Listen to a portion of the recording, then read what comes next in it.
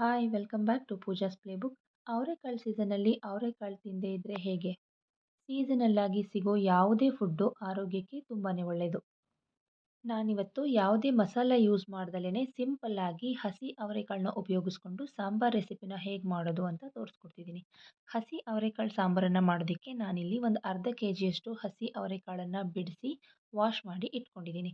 ಇದಕ್ಕೆ ನಿಮ್ಮಿಷ್ಟದ ಯಾವುದೇ ತರಕಾರಿಯನ್ನು ಬಳಸ್ಕೋಬೋದು. ನಾನಿಲ್ಲಿ ಒಂದು ಆಲೂಗೆಡ್ಡೆ, ಒಂದು ಬದನೆಕಾಯಿ ಹಾಗೆ ಒಂದು ಸಣ್ಣ ಗಾತ್ರದ ಈರುಳ್ಳಿಯನ್ನು ತಗೊಂಡು ಈ ರೀತಿ ಚಾಪ್ ಮಾಡಿ 4 ಸರ್ವಿಂಗಿಗೆ ಸಾಂಬಾರು ಮಾಡ್ತಿದ್ದೀನಿ. ಹಾಗಾಗಿ ದೊಡ್ಡ ಲೋಟದಲ್ಲಿ ಒಂದು 2.5 ಲೋಟದಷ್ಟು ನೀರನ್ನು ಹಾಕ್ಕೊಂಡು ನಾವು ತೊಳೆದಿಟ್ಕೊಂಡಿರುವಂತಹ ಅವರೆಕಾಳನ್ನು ಸೇರಿಸ್ಕೊಂಡು ನಾವು ತಗೊಂಡಿದ್ದ ಎಲ್ಲ ತರಕಾರಿಯನ್ನು ಹಾಕೊಳ್ಳೋಣ.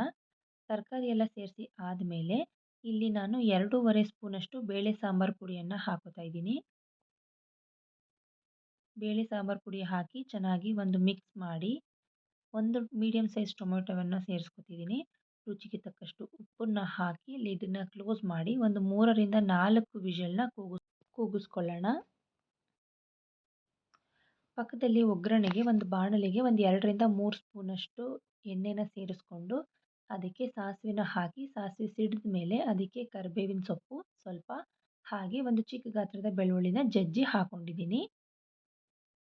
1 ನಿಮಿಷ ಮೀಡಿಯಂ ಉರಿಯಲ್ಲಿ ಫ್ರೈ ಮಾಡಿಕೊಂಡ್ರೆ ಒಗ್ಗರಣೆ ರೆಡಿ ಆಗುತ್ತೆ. ಈ ಕಡೆ ಸಾಂಬಾರು 3ರಿಂದ 4 ವಿಷಲ್ ಕೂಗಿ ಆಗಿದೆ. ಈಗ ಇದಕ್ಕೆ ನಾನಿಲ್ಲಿ ಒಂದು 2 ಸ್ಪೂನಷ್ಟು ತೆಂಗಿನ ತುರಿ ಹಾಗೆ ಒಂದು ಸ್ವಲ್ಪ ಕೊತ್ತಂಬರಿ ಸೊಪ್ಪನ್ನ ಹಾಕ್ಕೊಂಡಿದ್ದೀನಿ. ಅದು ಕ್ಲಿಪ್ಪಿಂಗ್ ಡಿಲೀಟ್ ಆಗಿದೆ. ಸೊ ಕೊತ್ತಂಬರಿ ಸೊಪ್ಪನ್ನು ಹಾಕ್ಕೊಂಡು ನಾವು ಮಾಡ್ಕೊಂಡಿದ್ದಂತಹ ಒಗ್ಗರಣೆ ಸಾಂಬಾರಿಗೆ ಸೇರಿಸ್ಕೊಂಡ್ರೆ ಸಾಂಬಾರು ರೆಡಿ ಆಯಿತು.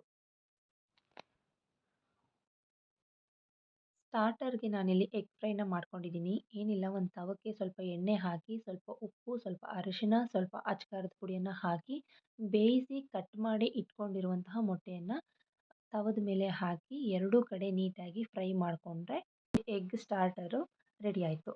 ಇದನ್ನು ಬಿಸಿ ಬಿಸಿ ಸಾಂಬಾರು ಮತ್ತು ಅನ್ನ ಜೊತೆಗೆ ನೆಂಚ್ಕೊಳ್ಳೋಕ್ಕೆ ತುಂಬಾ ಚೆನ್ನಾಗಿರುತ್ತೆ. ಸೊ ಇದಾಗಿತ್ತು ಇವತ್ತಿನ ರೆಸಿಪಿ. ಇದೇ ತರಹ ಈಸಿ ಹಾಗೂ ಆರೋಗ್ಯಕರವಾದ ರೆಸಿಪೀಸ್ಗೋಸ್ಕರ ಪೂಜಾಸ್ ಪ್ಲೇಬುಕ್ ಯೂಟ್ಯೂಬ್ ಚಾನಲನ್ನು ಸಬ್ಸ್ಕ್ರೈಬ್ ಮಾಡ್ಕೊಳ್ಳಿ. Thank you for watching.